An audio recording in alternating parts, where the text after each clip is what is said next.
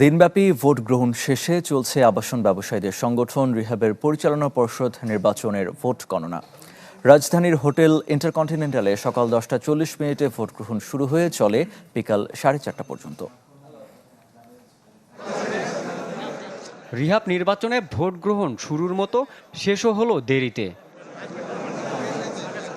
রোববার সকাল 10টায় শুরু হবার কথা আবাসন ব্যবসায়ীদের এ সংগঠনের পরিচালনা পর্ষদ নির্বাচন।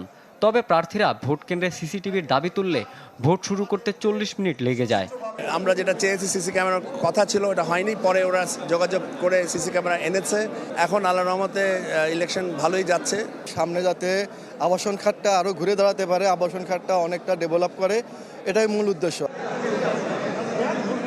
29 পদের বিপরীতে এবার প্রতিদ্বন্দ্বিতা করেন 77 প্রার্থী।